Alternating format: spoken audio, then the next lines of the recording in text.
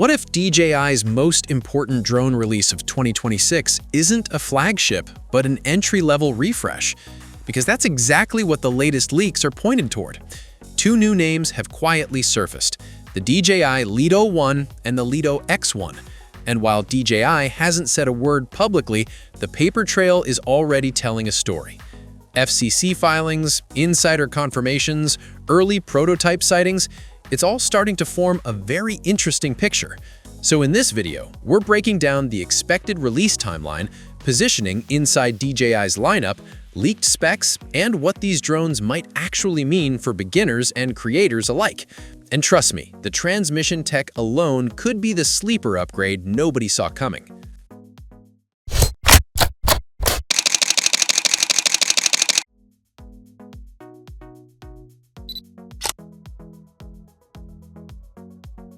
Before expectations get too far ahead, it's worth understanding why the Lito series is being taken seriously in the first place.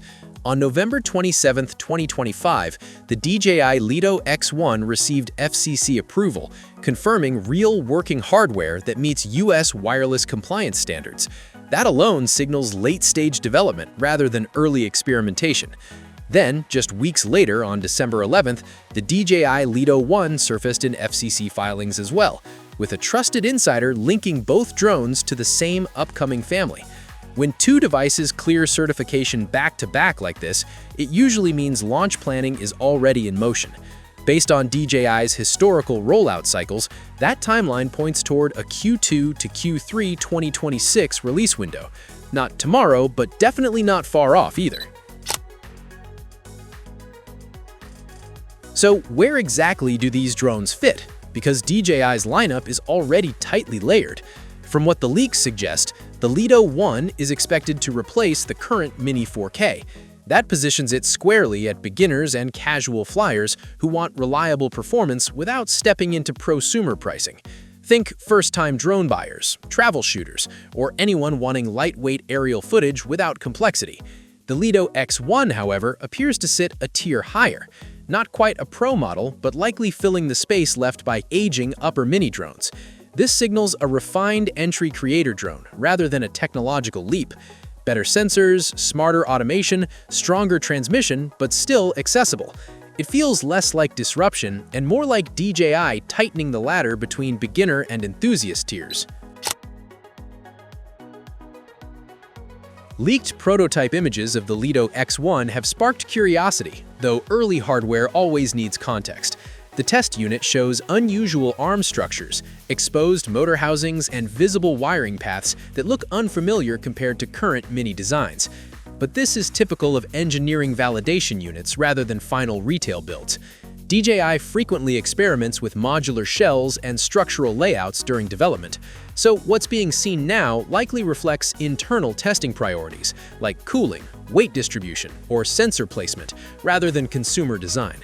By launch, expect something far more polished, likely aligning visually with DJI's established foldable mini aesthetic. This is where the leaks start getting genuinely interesting. Certification data indicates both drones will remain under 250 grams, keeping them registration-friendly in most global markets.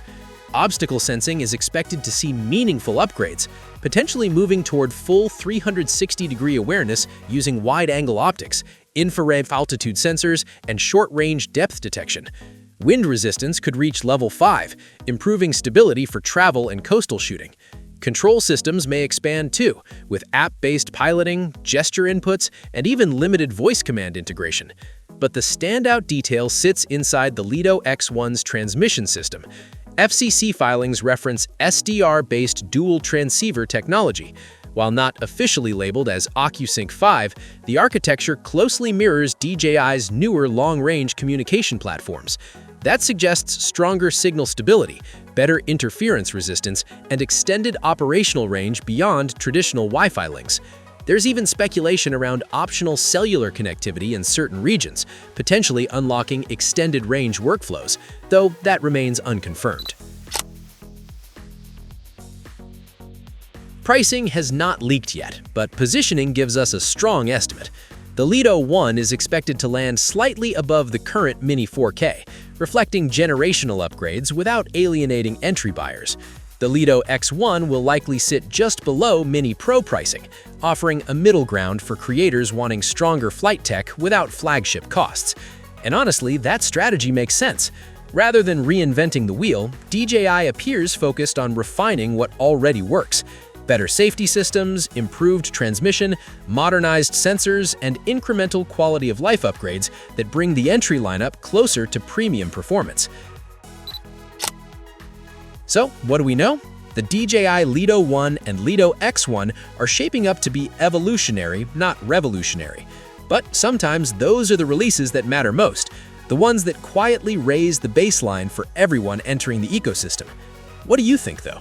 Are incremental upgrades enough, or were you hoping for something more disruptive from DJI's next mini-drones? Drop your thoughts in the comments. Is the DJI RS5 really that much better than the RS4? Or are we just looking at another classic case of shiny new gear syndrome? Because on paper, the RS4 already nailed stabilization, usability, and reliability. So when DJI dropped the RS5, the big question became simple. Is this a must-have upgrade or just a nicer version of something you already own? Today, we're breaking down what actually changed, who this gimbal is for, and whether the jump from RS4 to RS5 makes sense for your workflow. Stick around, because the answer depends more on how you shoot than you might think.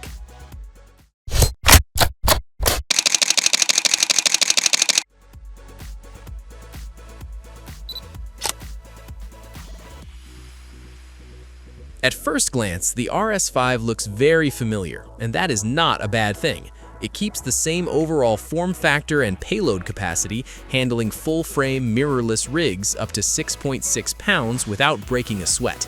But the magic is in the details. The biggest quality of life upgrade here is the addition of fine adjustment knobs on every axis. This might sound minor, but if you've ever wrestled with balancing a camera on a gimbal, you know how big this is. Instead of sliding arms back and forth and hoping for the best, you can dial in balance precisely. That alone turns setup from a chore into something almost relaxing. Here's the funny thing. The RS4 already delivered rock-solid stabilization for walking, running, and dynamic shots. The RS5 builds on that foundation with motors that are reportedly 50% stronger. On paper, that means better control with heavier rigs and more aggressive movement. In practice, what it really delivers is confidence. The gimbal feels more composed, especially when paired with fast lenses or compact zooms.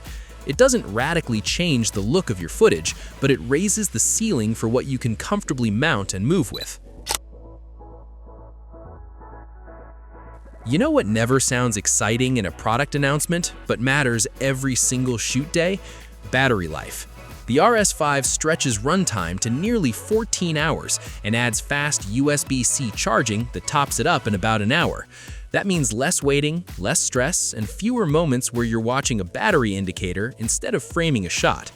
The removable battery design also adds flexibility, and the optional extended battery turns the RS5 into an all-day workhorse. It's not flashy, but it's the kind of upgrade professionals actually feel. This is where the RS5 really separates itself. The expanded accessory ecosystem changes how the gimbal can be used. The new electronic briefcase handle is a standout, especially for low-angle shots.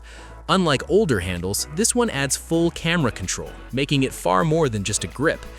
Then there's the intelligent tracking module, which magnetically snaps on and adds subject tracking without extra setup headaches. It locks onto people, pets, and vehicles with surprising reliability, turning solo shooting into something much more manageable. If you rely on accessories, the RS5 simply gives you more room to grow. The RS5 keeps DJI's familiar control layout, but refines it with better responsiveness and flexibility. The touchscreen is clear and quick, physical buttons are customizable, and camera control works across major mirrorless brands. Switching between follow modes, adjusting movement behavior, and setting up automated moves all feel intuitive. Whether you prefer smooth cinematic motion or snappier reactive shots, the RS5 adapts without getting in your way. It supports heavy wide-angle lenses beautifully, though longer zooms still benefit from stepping up to a larger gimbal. So, is the DJI RS5 worth upgrading to from the RS4? If you shoot full frame, use accessories, or want the fastest, easiest setup possible, the answer is yes. The improvements aren't dramatic, but they are meaningful. Better balancing, longer battery life, and a stronger accessory lineup make this the most refined RS gimbal yet. If you run smaller cameras or lightweight kits, the RS4 Mini still makes more sense. But for serious creators, the RS5 earns its place. What do you think? Is this a smart upgrade, or are you sticking with your current setup? Drop your thoughts in the comments. And if this helped, don't forget to like, subscribe, and hit the bell so you don't miss the next one.